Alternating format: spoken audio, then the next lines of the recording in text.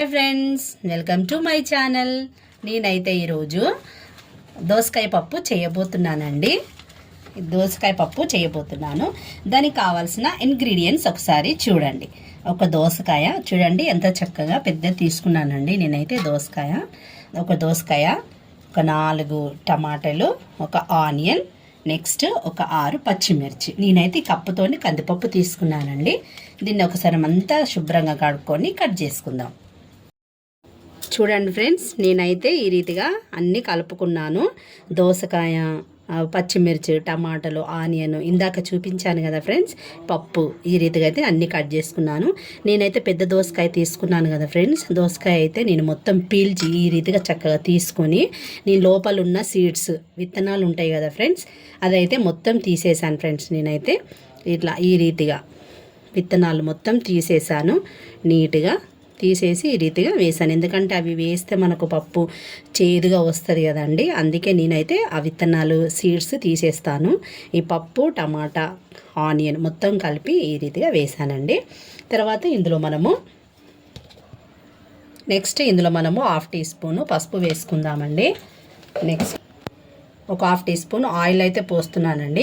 Oil ఎందుకు పోస్తున్నామనంటే మనము కుక్కర్లో పప్పు పెడుతున్నప్పుడు పప్పు పైకి పొంగొస్తుంది కదా అండి. చూడండి ఫ్రెండ్స్, నేనైతే ఆయిల్, పసుపు వేసుకున్నాను. మనం ఆయిల్ పోస్తే మనం పైకి పొంగదు కదా, అందుకే ఆ రీతిగా నేనైతే ఆయిల్ పోసుకున్నాను. తర్వాత మనము ఈ టమాటా, ఈ దోసకాయలు ఇవన్నీ కలిసేలాగున మనము కొన్ని వాటర్ పోసుకుందాం. ఈ రీతిగా ఈ విధంగా మనము వాటర్ పోసుకొని చక్కగా కలుపుకోవాలి. చూడండి ఫ్రెండ్స్, ఎంత చక్కగా కలర్ఫుల్గా కనిపిస్తుంది కదా. నాకైతే మా పిల్లలైతే చాలా ఇష్టంగా తింటారు ఫ్రెండ్స్. చూడండి ఈ రీతిగా ఈ ముక్కలు మునిగేంతలాగున మనం వాటర్ పోసుకుంటే సరిపోతుంది. తర్వాత నెక్స్ట్ మనము ఒక 5-6 విజిల్ పెట్టుకుందాం. చూడండి ఫ్రెండ్స్, నేనైతే స్టవ్ ఆన్ చేస్తున్నాను.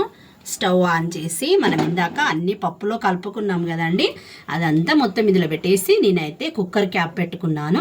దీన్ని మనము ఒక 5-6 విజిల్స్ వచ్చే వరకు మనము వెయిట్ చేద్దాం.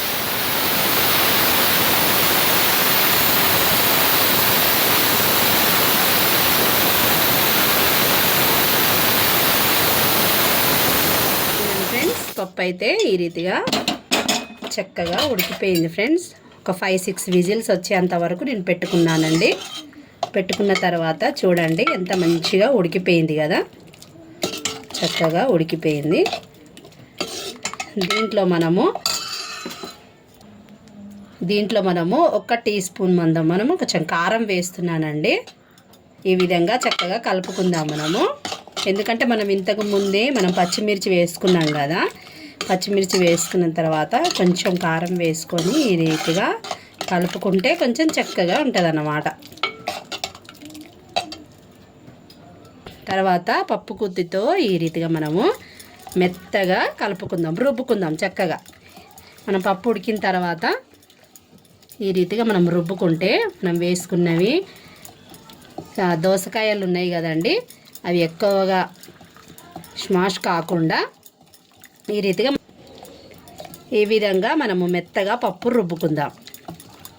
చూడండి ఫ్రెండ్స్, చక్కగా మంచిగా కనిపిస్తుంది కదా, మెత్తగా రుబ్బుకోవాలి పప్పు.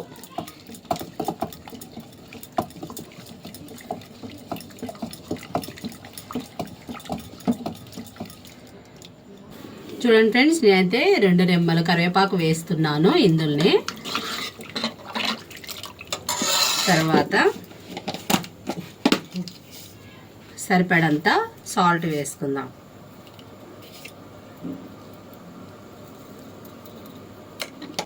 చూడండి ఫ్రెండ్స్, నేనైతే కరివేపాకు వేసుకున్నాను, సరిపడంత సాల్ట్ వేసుకున్నానండి. ఈ విధంగా మనకి ఇంత చిక్కగా ఉంటే సరిపోతుంది.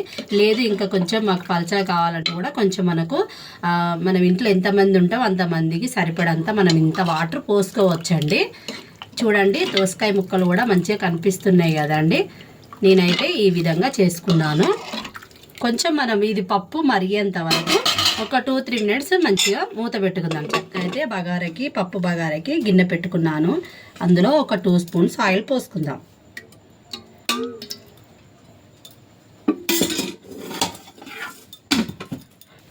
చూడండి ఫ్రెండ్స్, నేనైతే ఎల్లిపాయని ఈ రీతిగా దంచి ఇందులో వేస్తున్నాను. చూడండి ఫ్రెండ్స్, నేతప్ప ఎండుమిర్చి తుంచుకున్నాను. దాని తర్వాత నెక్స్ట్ కొన్ని ఆవాలు జీలకర్ర వేస్తున్నానండి ఈ రీతిగా. తర్వాత నెక్స్ట్ కొంచెము కరివేపాకు వేసుకుందాము. చూడండి ఫ్రెండ్స్, చక్కగా ఫ్రై అయ్యాయి ఇవి. ఎల్లిపాయ, కరివేపాకు, జీలకర్ర, ఆవాలు, ఎండుమిర్చి చక్కగా ఫ్రై అయ్యాయి కదా ఫ్రెండ్స్. మనం పప్పు మొత్తం ఇందులో పోసేసుకుందాం. ఫ్రెండ్స్, నేనైతే పప్పు బగారిచ్చాను. ఈ మాదిరిగా అయింది ఫ్రెండ్స్. చూడండి, చక్కగా ఉంది కదా. చూడండి, మంచి స్మెల్ అయితే వస్తుంది ఫ్రెండ్స్ మాకైతే. ఈ పప్పు గినక ఈ రెసిపీనిగా మీకు నచ్చినట్లయితే లైక్ చేయండి, షేర్ చేయండి, సబ్స్క్రైబ్ చేయండి. మరొక కొత్త వీడియోతో మేము ముందుకు వస్తాను. నా ఛానల్ని సపోర్ట్ చేయండి ఫ్రెండ్స్. Bye friends.